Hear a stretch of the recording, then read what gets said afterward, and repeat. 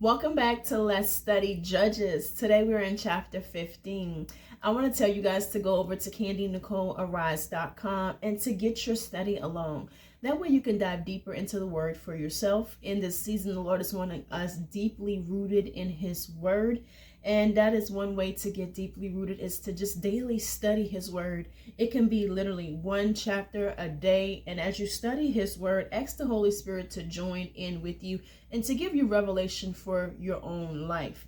A lot of these stories and the things in the Bible is a way in which the Lord can speak to your heart concerning your life. We can see ourselves many times in these characters. And so today we're going to be talking about Mr. Samson. And one thing we're seeing about Mr. Samson is, baby, he has a bit of a temper. Okay? Yes, the Lord blessed Samson with lots of strength, but we're seeing that he is using his strength to, in a way, his demise and for his own reasonings. And the Lord actually blessed Samson with this strength to help his people, but we're seeing him do what he wants with his strength at this time. So let's pick up in chapter 15 and see what Samson has going on today. So it says, later on during the wheat harvest, Samson took a young goat as a gift and visited his wife. I want to go to my wife in her room, he said, but her father would not let him enter. I was sure you hated her, her father said, so I gave her to one of your men who accompanied you. Isn't her younger sister more beautiful than she is? Why not take her instead? Samson said to him, this time I will be blameless when I harm the Philistines. So he went and caught 300 foxes. He took torches and turned the foxes tail to tail and put the torch between each pair of tails. Then he ignited the torches and released the foxes into the standing grain of the Philistines. He burned the piles of grain and the standing grain as well as the vineyards and olive groves. Then the Philistines asked, who did this? They were told it was Samson, the Tenamite's son-in-law, because he took Samson's wife and gave her to his companion. So the Philistines went to her and her father and burned them to death. Then Samson told them, because you did this, I swear that I won't rest until I have taken vengeance on you. He tore them limb from limb and then went down and stayed in the cave at the rock of Ethan.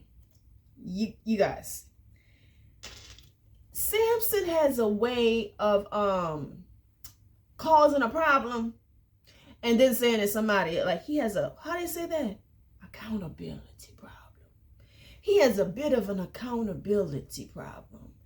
Because, okay, the riddle, remember he told the riddle?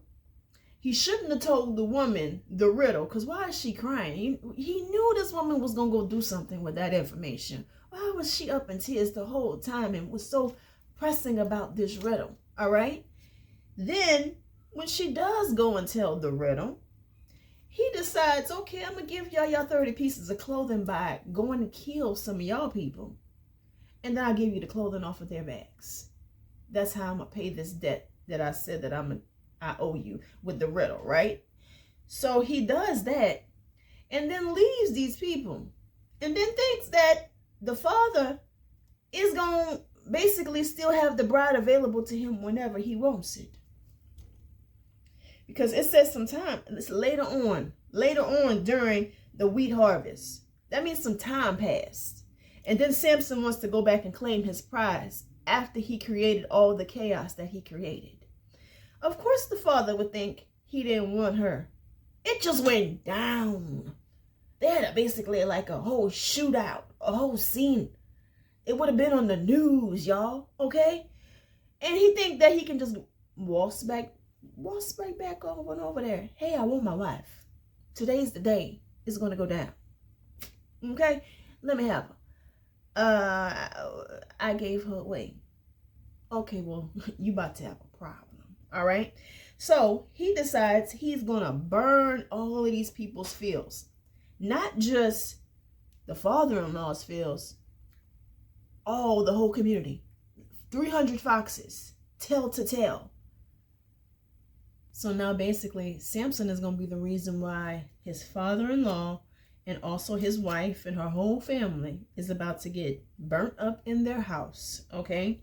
Then Samson says, oh, because you did this, now I'm going to have vengeance on you. Mind you, this is continuous, just a cycle of him doing things, them responding, him doing things, them responding.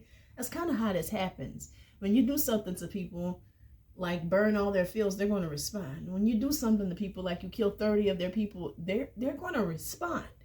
Okay? So now he's saying, because you... All right, let's continue to read about Mr. No Accountability, Samson. The Philistines went up, camped in Judah, and raided Leah. So the men of Judah said, why have you attacked us? They replied, we have come to tie Samson up and pay him back for what he did to us. Then 3,000 men of Judah went to the cave at the rock of Etham, and they asked Samson, don't you realize that the Philistines rule us? What have you done to us? What have I done to them? What they've done to me, he answered. They said to him, we've come to tie you up and hand you over to the Philistines. Then Samson told him, swear to me that you yourselves won't kill me. No, they said, we won't kill you, but we will tie you up securely and hand you over to them. So they tied him up with 2 new ropes and led him away from the rock. When they came to Leah, the Philistines came to meet him, shouting. The Spirit of the Lord came powerfully on him, and the ropes that were on him and his wrists became like burnt flax and fell off. He found a fresh jawbone of a donkey, reached out his hand and took it, and killed 1,000 men with it. Then Samson said, with the jawbone of a donkey, I've piled them in heaps. With the jawbone of a donkey, I've killed 1,000 men. So let's stop right here and go back and talk a little bit, all right? So here we see his own people coming to him, and they're like, hey, Samson, these people already have rank over us. They're over us. They're ruling us already. And you're causing havoc with these people, and you're making more trouble for us. So we've come down here today basically to tie you up and submit you over to them, with the understanding that, yes, they do want to kill you. But no, we're not going to kill you. We'll promise you that we won't kill you, but you got to go. We got to go with these people because you are oppressing our people. The whole reason why Samson was brought up was for this right here. He was supposed to be using his gift to help his people, not to help himself. As we see, Samson continues to help himself to whatever he wants. He's very selfish in nature, and he's not concerned about anybody but himself. So the gift that the Lord has given to Samson, he is actually misusing his gift right now.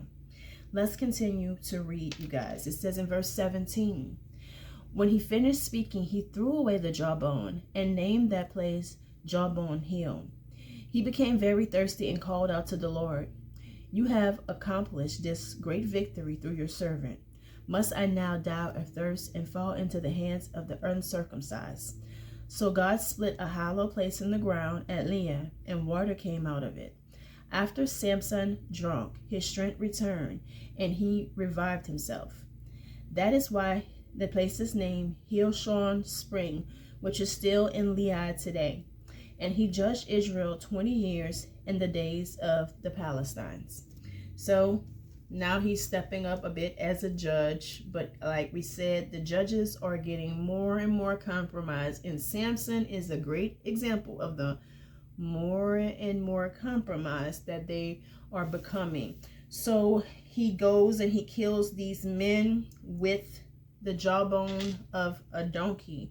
This is another expression of the strength that the Lord has given to him to be able to kill 1,000 men with a jawbone of a donkey.